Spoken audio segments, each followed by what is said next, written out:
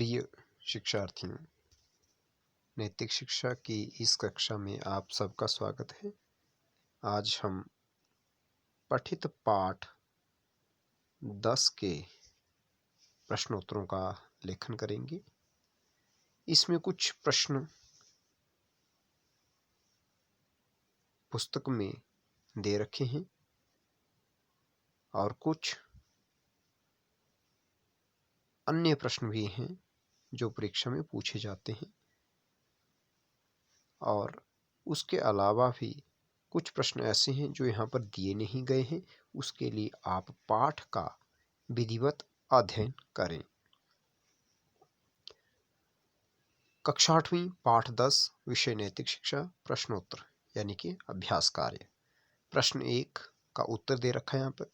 योग के 8 अंगों के नाम निम्नलिखित हैं। इसमें प्रश्न में योग के 8 अंगों के नाम पूछे हुए हैं। तो यहाँ उत्तर में दे रखा है यम, नियम, आसन, प्राणायाम, प्रत्याहार, धारणा, ध्यान, समाधि। ये क्रमानुसार ही लिखे जाने तथा याद किए जाने चाहिए। प्रश्न 2, यम कितने हैं? नाम लिखकर प्रत्येक का अर्थ बताएं। यम 5 हैं। कौन कौन से? अहिंसा, सत्य, अस्तेय, ब्रह्मचर्य और अपरिग्रह। यहाँ ब्रह्मचर्य नहीं लिखा गया है, नोट कर लें। ब्रह्मचर्य और अपरिग्रह, यहाँ ब्रह्मचर्य अब लिख दिए गए हैं। अहिंसा, किसी भी प्राणी को मन, वचन तथा कर्म से दुख न देना, यह अहिंसा का अर्थ है। सत्य, सदा सच्चाई के रास्ते पर चलना, अर्थात प्रिय तथा हितकारी सत्य बोलना। अस्तेय, चोरी न करना, जो अपना नहीं है, जो अपने परिश्रम, अपनी मेहनत से कमाया नहीं गया है, उसे दूसरों से लेने का प्रयत्न ना करना, अर्थात दूसरों से नहीं छीनना, दूसरों से लेने की कोशिश नहीं करना। लेना तो दूर, कोशिश भी नहीं करना। जो दूसरों का है उसे ना रखना। ब्रह्मचर्य, परमात्मा में ध्यान रखना, अपनी इंद्रियों को वश में रखना। अपरिग्रह, आवश्यकता से अधिक जमा ना करना, जितना जरूरत है उतना ही जमा करना। प्रश्न 3 हमसे पूछा गया है कि अहिंसा या हिंसा का संबंध मनोवृत्ति से है या क्रिया से। इसे स्पष्ट करें। या अहिंसा का संबंध या हिंसा का संबंध मनोवृत्ति से है, क्रिया से नहीं। इसे उदाहरण द्वारा स्पष्ट करें। प्रश्नों के लिए आप अपनी पुस्तक देखें। वास्तव में अहिंसा का संबंध मनोवृत्ति से है। मनोवृत्ति से है कि हमारे मन में क्या चल रहा है, हमारे मन की वृत्ति अर्थात व्यवहार कैसा है, क्रिया से नहीं। उदाहरण के लिए एक कुशल डॉक्टर या एक कुशल और योग्य डॉक्टर अपने रोगी को बचाने के लिए यदि उसका ऑपरेशन करता है, तो क्या आप उसको हिंसक कहेंगे? नहीं, क्योंकि वह सारा काम सात्विक वृत्ति अर्थात मन, वचन, कर्म से निष्ठा व लगन से कर रहा है। वह अपने कर्तव्य का पालन कर रहा है। वह सात्विक वृत्ति से काम कर रहा है। सात्विक वृत्ति का अर्थ है यहाँ कि उसकी सोच जो है बुरी नहीं है, अच्छी सोच है। अपने मरीज को आरोग्य प्रदान करने की भावना से वह उसका ऑपरेशन कर रहा है। तो वह क्या कर रहा है? अपने कर्तव्य का पालन कर रहा है। जब एक दूसरा यहाँ पर उदाहरण दिए गए है कि जब एक सच्चा क्षत्रिय युद्ध में देश के शत्रुओं का हनन करता है अर्थात उनको मारता है, तो वह हिंसा नहीं करता अपितु अपने कर्तव्य का पालन करता है। इससे सिद्ध होता है कि हिंसा या अहिंसा का संबंध मनोवृत्ति से है, क्रिया से नहीं। मनोवृत्ति में यहाँ तो जो है डबल होता है, यहाँ एक ही लिखा गया है। इसे ठीक कर लें, जैसा यहाँ पे लिखा हुआ है मनोवृत्ति से है।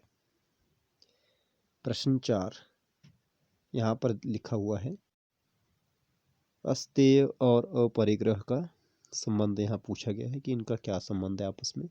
तो सबसे पहले अस्तेय, स्तेय चोरी को कहते हैं या चोरी करने को स्तेय कहते हैं। तो अस्तेय का अर्थ है चोरी ना करो या चोरी ना करना। दूसरे की वस्तु को बिना उससे पूछे या बिना उसका मूल्य दिए ले लेना भी चोरी ही है। अपरिग्रह का अर्थ है नितांत संग्रह अर्थात धन माल जोड़ते ही रहना और जोड़ते जोड़ते मर जाना अर्थात का त हलंत होगा। अतः अपरिग्रह का अर्थ है गलत संग्रह न करना।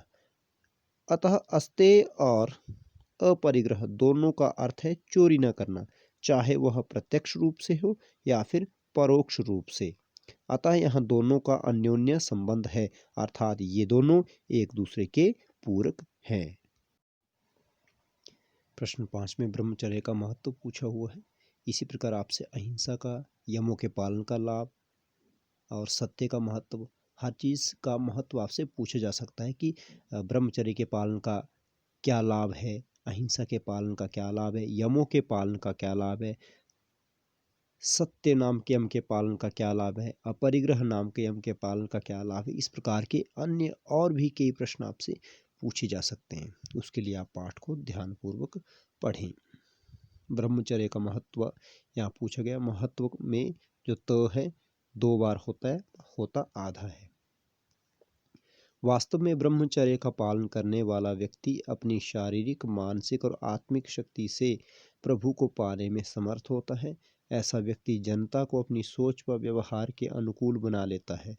मतलब जैसा वह सोचता है, जैसा वह व्यवहार करना चाहता है या करता है, उसके अनुकूल ढाल लेता है जनता को। इसका सबसे बड़ा लाभ यह होता है या इससे बड़ा लाभ यह होता है कि ऐसे व्यक्ति से समाज में संयम व मर्यादा तथा अनुशासन बने रहते हैं। ब्रह्मचर्य से शरीर सुंदर और स्वस्थ बनता है, मन स्वच्छ और संतुलित बनता है, बुद्धि तीव्र और प्रखर बनती है तथा आत्मा बलवान बनती है। इसमें अन्य प्रश्न लिखे हुए हैं। यम के सामाजिक व व्यक्तिगत संदर्भों की संक्षिप्त व्याख्या करें अथवा यम के पालन का क्या लाभ है। सामाजिक और व्यक्तिगत जीवन में यम के पालन का बहुत अधिक महत्व है। इससे व्यक्ति के व्यक्तित्व में निखार आता है और साथ ही समाज में सुख, शांति, ज्ञान व प्रसन्नता का संचार होता है। इससे अथवा इन यमों के पालन से एक स्वस्थ समाज का निर्माण होता है। प्रत्येक व्यक्ति अपने लक्ष्य तक पहुंचने की कोशिश में ईमानदारी, मर्यादा आदि नियमों का पालन करता है। अतः मनुष्य को चाहिए कि वह व्यक्तिगत व सामाजिक उन्नति के लिए बड़े ध्यान से इन नियमों का पालन करे। दूसरा, योग के कितने अंग हैं उनके नाम लिखकर यमों का अर्थ बताएं। योग के 8 अंग हैं, जैसे ऊपर हमने लिखा इसको। उनके नाम निम्नलिखित हैं: यम, नियम, आसन, प्राणायाम, प्रत्याहार, धारणा, ध्यान तथा समाधि। यमों के अर्थ जैसे हमने पूर्ववत लिखे वैसे इनको भी लिख देंगे। प्रश्न 3, यम का क्या अर्थ है। मृत्यु की देवता को हम नहीं होगा यहाँ पे यम क्यों कहा जाता है, ठीक करें इसे। मृत्यु की देवता को यम क्यों कहा जाता है, यहाँ पे ठीक कर दिए गए, आप भी ठीक करें। उत्तर, यम का अर्थ है वश में करना, अनुशासन और मर्यादा में रहना। मृत्यु के देवता को यम इसलिए कहा जाता है क्योंकि वह सबको शासन में रखता है। सत्यम ब्रूयात, प्रियम ब्रूयात, माँ ब्रूयात, सत्यम अप्रियम। यह वाक्य किस में कहा गया है, इसको बुक से आप देख करके ठीक से लिखें, क्योंकि ब्रूयात में तो भी हलंत दिया होगा, वहाँ पर अलग अलग करके लिखेंगे तो सत्यम अप्रियम या सत्यम अप्रियम का म भी हलंत होगा। तो किस में कहा गया है कि सच बोलें, प्रिय बोलें और ऐसा सत्य जो प्यारा न लगे उसे ना बोलें। माँ ब्रूयात सत्यम अप्रियम, ये किस में कहा गया है, मनुस्मृति में कहा गया है। या फिर कई बार ऐसे पूछ लिया जाता है कि मनुस्मृति में सत्य के बारे में क्या कहा गया, तब आपको लिखना पड़ेगा सत्यम ब्रूयात, प्रियम ब्रूयात, माँ ब्रूयात, सत्यम अप्रियम। अगला प्रश्न है, महाभारत में सत्य के बारे में क्या कहा गया है। उत्तर है, महाभारत में सत्य के बारे में कहा गया है कि सत्य से बढ़कर कोई धर्म नहीं और झूठ से बढ़कर कोई पाप नहीं है या नहीं। अहिंसा किसे कहते हैं और उसके कितने रूप हैं। तो अहिंसा, किसी भी प्राणी को मन, वचन या कर्म से दुख न देना अहिंसा है। इसके 3 रूप हैं: शारीरिक अहिंसा, मानसिक अहिंसा और वाचिक अहिंसा। शारीरिक अहिंसा में क्या क्या आता है? किसी भी प्राणी को शरीर से कष्ट न पहुंचाना शारीरिक अहिंसा है। मानसिक अहिंसा, मानसिक अहिंसा में क्या है? किसी भी प्राणी को मन से कष्ट न पहुंचाना, उसे कहते हैं मान। जैसे कि हम मन से किसी के बारे में बुरा सोच रहे हैं तो वह मानसिक हिंसा है, और ऐसा ना सोचना मानसिक अहिंसा। किसी भी प्राणी को मन से कष्ट न पहुंचाना अर्थात किसी भी प्राणी के बारे में मन से भी बुरा न सोचना मानसिक अहिंसा है। वाचिक अहिंसा अंतिम रूप है अहिंसा का। किसी भी प्राणी को वाणी से कष्ट न पहुंचाना वाचिक अहिंसा है। वाणी से किसी के लिए कटु वचन प्रयोग न करना यह वाचिक अहिंसा है। इस प्रकार से पाठ 10 के साथ हमारा संकलनात्मक मूल्यांकन 1 जो भाग 1 है वह समाप्त हुआ। इसे आप अपनी अभ्यास पुस्तिकाओं पर नोट कर लें। इति ओम शम।